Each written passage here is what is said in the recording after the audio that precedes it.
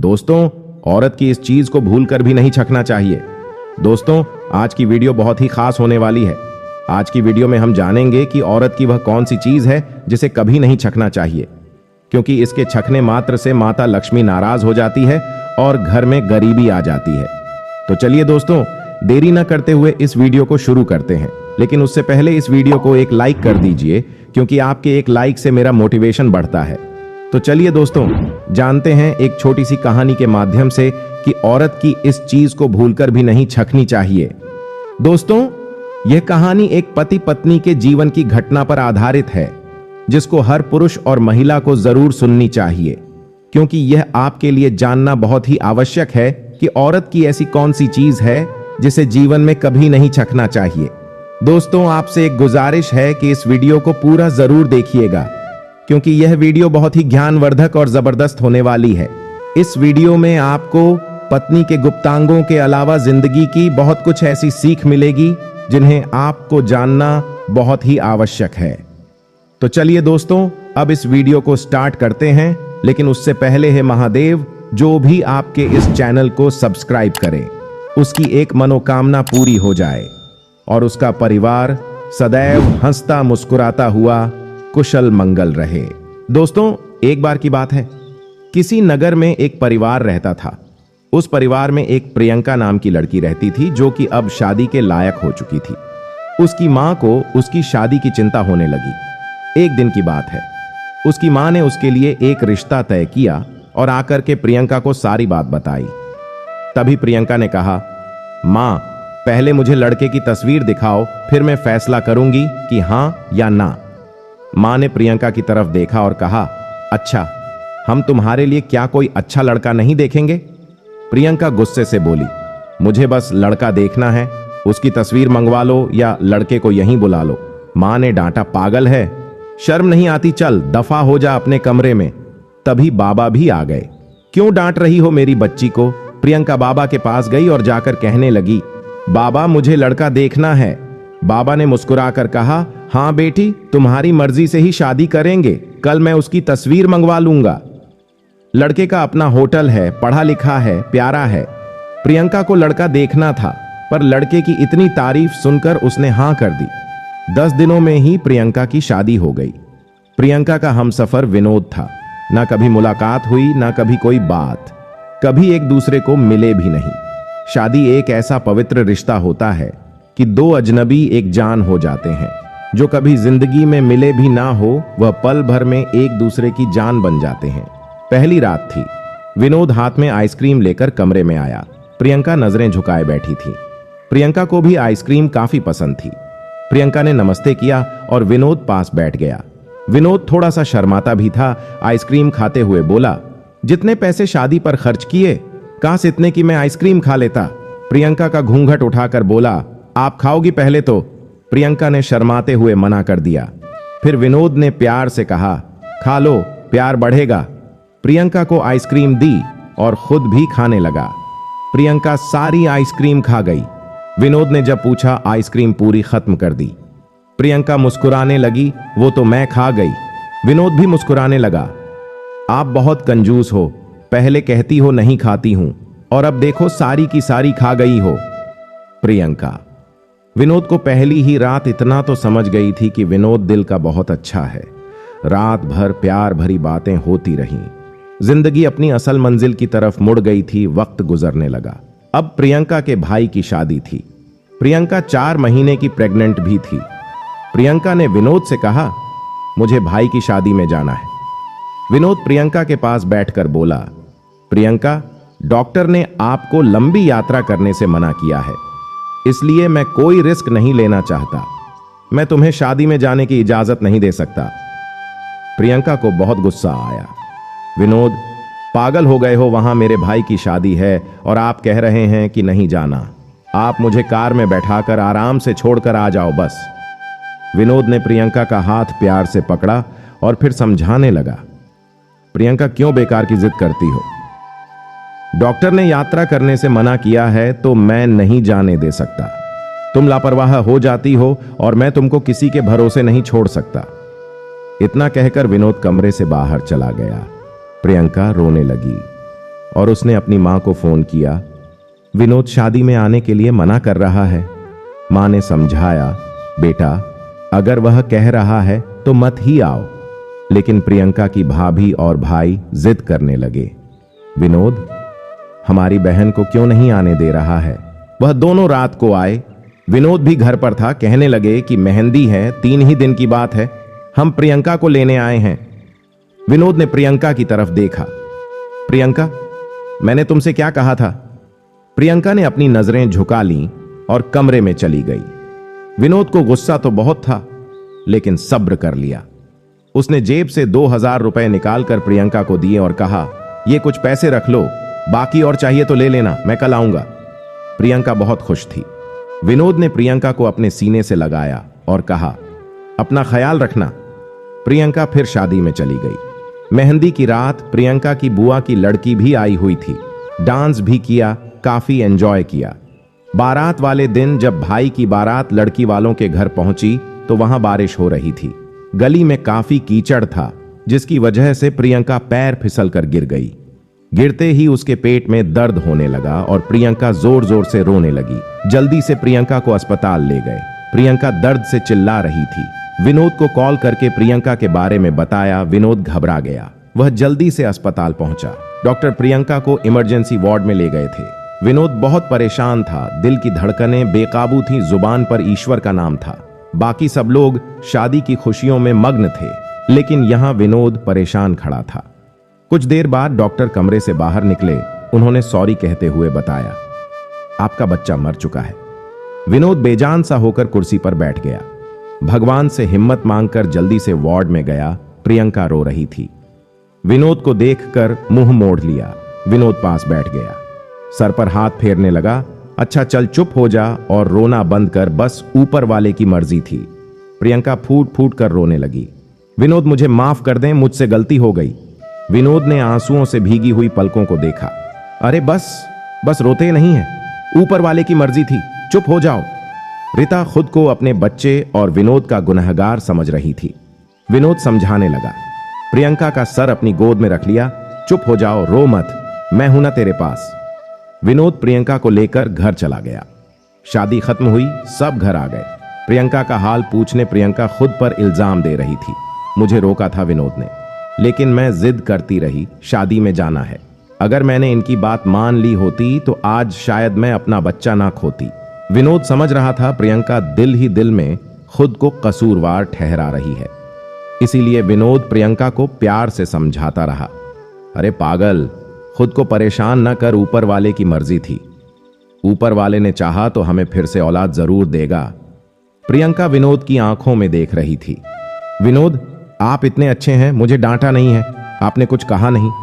विनोद ने लंबी सांस ली और मुस्कुराकर बोला, प्रियंका, जब तुमने मेरी बात मानी ही नहीं थी तो अब कुछ कहने का क्या फायदा। प्रियंका विनोद का खामोश गुस्सा समझ रही थी। 1 साल बाद फिर ऊपर वाले ने उनको बेटा दे दिया। सब बहुत खुश थे। विनोद बच्चे को बाहों में उठाकर झूमने लगा। प्रियंका बेड पर लेटी विनोद की आंखों में बेटे की मोहब्बत में निकलते खुशी के आंसू देख रही थी। दोस्तों, जिंदगी में अच्छे दिन आते हैं, लेकिन अक्लमंद वही होता है जो खुद को हालात में ढाल लेता है। विनोद के 2 भाई जो विनोद से अमीर थे, उन दोनों भाइयों का अपना अच्छा खासा बिजनेस था, लेकिन विनोद का छोटा सा होटल था जिससे बस गुजारा हो रहा था। प्रियंका ने जिद की, विनोद बच्चे को गर्मी लगती है इसलिए ये बहुत रोता है, मुझे कमरे में एसी लगवा कर दो। विनोद ने सिर पर हाथ रखा। अरे प्रियंका, पागल हो गई हो क्या? एसी लगवाने के लिए मेरे पास इतने पैसे नहीं हैं।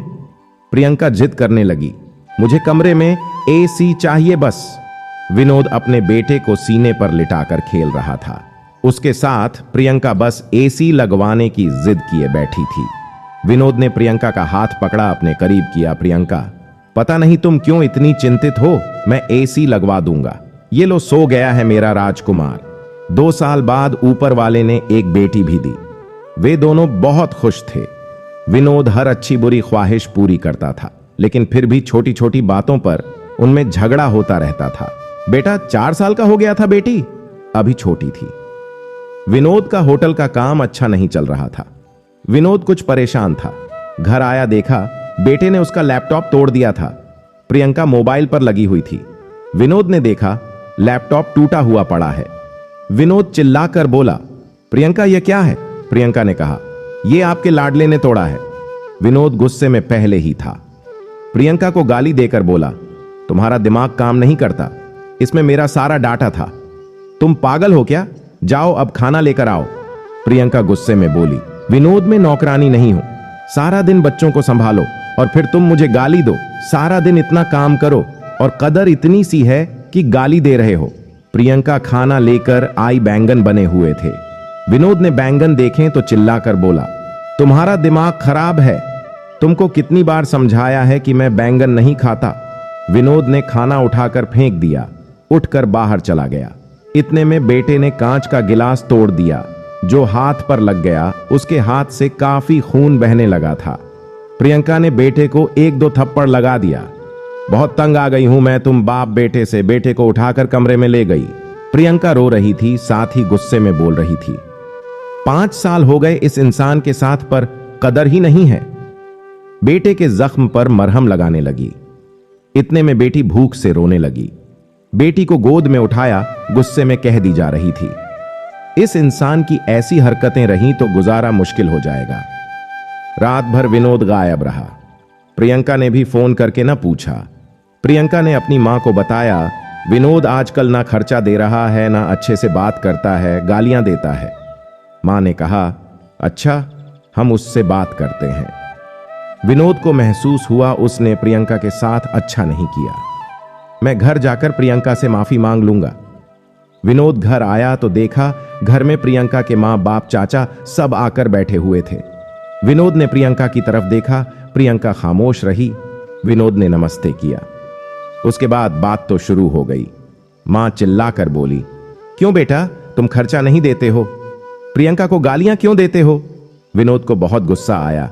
घर की बात है, हम दोनों सुलझा लेते। विनोद ने गुस्से से कहा, इसको सब कुछ देता हूं, ये बस तमाशा बनाना चाहती है। प्रियंका भी गुस्सा थी। वह भी गुस्से में बोली, क्या देते हैं जो महीने में 10,000 देते हो, जिससे दोनों बच्चों का दूध भी पूरा नहीं होता? मुझ पर एहसान करते हो, तुम्हारे बच्चों पर खर्चा करती हूं। बहस इतनी बढ़ गई कि सबके सामने विनोद ने प्रियंका को थप्पड़ मार दिया। प्रियंका की मां को बर्दाश्त नहीं हुआ। वह अपनी बेटी को साथ ले गई। दोनों बच्चे भी साथ ले गई। विनोद ने भी उन्हें रोका नहीं। प्रियंका नाराज होकर चली गई। प्रियंका को थप्पड़ ज्यादा जोर का लगा था, चेहरे पर निशान बन गया था। मां भी रोने लगी, न जाने पहले भी कितना जुल्म करता होगा मेरी बेटी पर, कमीना इंसान। विनोद पहले से ही अपने होटल का काम न होने की वजह से परेशान था और अब यह परेशानी बन गई। प्रियंका मायके में थी और विनोद यहां घर में परेशान था। हालात इतने खराब हो गए कि विनोद को अपना होटल बेचना पड़ा। 2 महीने गुजर गए। दोनों ने एक दूसरे से बात तक न की। दोनों गुस्से में थे। विनोद कहता, खुद गई है खुद वापस आए। प्रियंका की जिद थी, मनाने आएगा तो जाऊंगी। दिन गुजरते गए। 8 महीने गुजर गए, कोई बातचीत नहीं हुई। विनोद के एक दोस्त ने विनोद से कहा, विदेश जाना है तो बताओ, मेरे पास एक ही वीजा है। हालात काफी बुरे थे। विनोद विदेश चला गया और नंबर बंद हो गया। 1 साल गुजर गया। दोनों ने एक दूसरे से कोई बात ना की। प्रियंका भाई से खर्चा लेती, बच्चों के दूध का या फिर दूसरे जरूरी सामान का। भाई कब तक दे सकते थे खर्चा, उनके भी अपने बच्चे थे। कभी प्रियंका के बच्चे कोई नुकसान कर देते, कोई चीज तोड़ देते, तो प्रियंका की भाभी हजारों बातें करती, ताने देती थी। प्रियंका चुपचाप सुन लेती थी। क्या करती, आखिर किसी को कुछ बताती भी ना थी। दीपावली का दिन था। प्रियंका ने भाई से कहा, पैसे दे दो, बच्चों को शॉपिंग करवानी है। भाभी पास से बोली, बहन साफ सी बात है, हमारे पास फालतू के पैसे नहीं हैं। उसी इंसान के साथ गुजारा करो, नहीं तो तलाक लेकर दूसरी शादी कर लो और यहां से जाओ। प्रियंका उस दिन बहुत रोई थी। उसे एहसास होने लगा था कि विनोद तो मेरे सर का ताज है। विनोद दुबई में बच्चों को याद कर बहुत रोता था। प्रियंका पागल थी, बात कुछ थी नहीं, और तूने ये क्या कर दिया। उधर प्रियंका के भाई ने प्रियंका के लिए एक आदमी देखा जिसकी पत्नी की मृत्यु हो चुकी थी। उसके 4 बच्चे थे। उसके भाई ने प्रियंका से कहा, बस विनोद से तलाक ले लो, इस आदमी से शादी करके अपना घर बसा लो। प्रियंका की आंखें आंसुओं से भीग गई थीं। जल्दी से मोबाइल निकालकर विनोद को फोन लगाया। नंबर बंद आ रहा था। प्रियंका रोने लगी। मुझे विनोद के पास ही जाना है, मुझे कोई शादी नहीं करनी। उधर विनोद का भी दिल तड़पा। उसने सोचा, मेरी प्रियंका तो मासूम सी है, थोड़े से गुस्से पर नाराज हो जाती है, क्यों ना खुद ही माफी मांग लूं। विनोद टिकट करवाकर इंडिया वापस आ गया। प्रियंका रो रो कर भगवान से अपने पापों, अपनी गलती की माफी मांग रही थी। हे ऊपर वाले, मुझे माफ कर दे, मुझे मेरा विनोद वापस कर दे। रात भर रोती रही। सुबह बेटे को नाश्ता करवा रही थी कि दरवाजे पर घंटी बजी। भाभी ने दरवाजा खोला। सामने देखा, विनोद खड़ा था। प्रियंका की नजर पड़ी। प्रियंका के हाथ से दूध का गिलास छूट गया और वह नंगे पांव दौड़ते हुए जाकर विनोद के सीने से जा लगी और चींख चींख कर रोने लगी। विनोद, मैं तुमसे बहुत प्यार करती हूं। विनोद के पांव पकड़कर बोली, माफ कर दो। विनोद ने कहा, तुम भी मुझे माफ कर दो, मैंने गुस्से में ज्यादा बोल दिया था। विनोद बच्चों को सीने से लगाकर प्यार करने लगा। प्रियंका अपने भाई और भाभी की आंखों में आंखें डालकर गर्व से बोली, मेरा परमेश्वर मेरा हमसफर है जो अब मेरे पास है। आप लोगों का बहुत बहुत धन्यवाद। प्रियंका विनोद के साथ घर वापस आ गई। दोनों खुशी से सब बातें भूलकर जीने लगे। लेकिन वह इस समाज को इतना बता गए कि जज्बात में जुदा हो जाना बहुत आसान है, लेकिन जुदा होकर जीना बहुत मुश्किल है। तो दोस्तों, इस तरह से हर व्यक्ति को यह बात ध्यान में रखनी चाहिए कि कभी भी मर्दों को औरतों की त्रिया चरित्र के बारे में नहीं पढ़ना चाहिए, अर्थात उनके त्रिया चरित्र को नहीं चखना चाहिए। जितना हो सके मर्दों को स्त्रियों के साथ मैनेजमेंट अच्छा रखना चाहिए, उनसे अच्छा व्यवहार करना चाहिए और उनको अच्छे से समझा बुझाकर समय रहते उनको मना लेना चाहिए। क्योंकि दोस्तों, स्त्रियों के त्रिया चरित्र के बारे में आज तक देवता भी नहीं जान पाए हैं। इसलिए इस बारे में किसी भी पुरुष को नहीं पढ़ना चाहिए और इस चीज का स्वाद कभी भी नहीं चखना चाहिए। गलत फैसला लेकर जिंदगी बर्बाद ना करें। यह सब वक्त के साथ बदल जाता है। हाँ, अगर नहीं बदलता, किसी का हमसफर अगर नाराज है या घमंड में है तो जाओ एक दूसरे को मना लो, राजी कर लो, इससे पहले कि फिर देर हो जाए। अगर मेरी कहानी किसी एक के भी दिल में घर कर गई तो मेरा मकसद पूरा हो जाएगा। आजकल छोटी छोटी बातों पर घर उजड़ रहे हैं। अगर थोड़ी बर्दाश्त कर ले तो ऐसे घर न उजड़े और जितना हो सके मोह माया मोह जाल से दूर रहे। दोस्तों, सच्ची श्रद्धा से कमेंट में हर हर महादेव जरूर लिख दें। देवों के देव महादेव आप पर सदैव कृपा दृष्टि बनाए रखें। धन्यवाद।